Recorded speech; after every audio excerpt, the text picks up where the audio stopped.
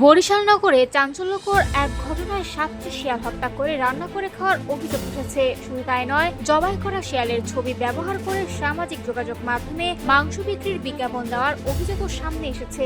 এই ঘটনায় স্থানীয়দের পাশাপাশি পশুপ্রেমী ও পরিবেশবাদীদের মধ্যে তীব্র ক্ষোভ ও উদ্বেগ তৈরি হয়েছে। স্থানীয় সূত্রে জানা গেছে, বরিশাল সিটি কর্পোরেশনের 26 নম্বর ওয়ার্ডের ময়দানখোলা এলাকায় এই ঘটনা ঘটে। অভিযোগ রয়েছে, ওই এলাকার বাসিন্দা নুরুল ইসলামের নেতৃত্বে একদল ব্যক্তি 7টি শিয়াল হত্যা করেন। পরে সেগুলো রান্না করে রুটির সঙ্গে খাওয়া হয়। ঘটনার পর আরো একটি অভিযোগ সামনে আসে।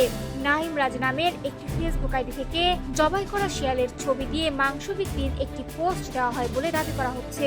মুহূর্তে সেই পোস্ট সামাজিক যোগাযোগ মাধ্যমে ছড়িয়ে পড়লে ব্যাপক প্রতিক্রিয়া দেখা দেয়। অনেকে বন্যপ্রাণী হত্যা ও মাংস বিক্রির প্রচারণার বিরুদ্ধে ক্ষোভ প্রকাশ করেন। পরিবেশবাদীরা বলছেন, শিয়াল বাংলাদেশের প্রাকৃতিক জীববৈচিত্র্যের একটি গুরুত্বপূর্ণ অংশ।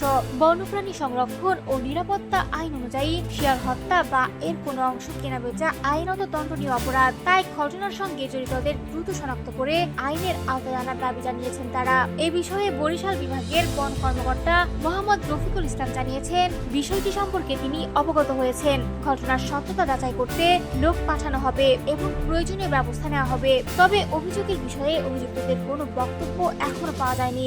সংশ্লিষ্ট কর্তৃপক্ষ জানিয়েছে, তদন্তের মাধ্যমে পুরো ঘটনার সত্যতা যাচাই করা হবে। অভিযোগ প্রমাণিত হলে আইন অনুযায়ী ব্যবস্থা নেওয়া হবে।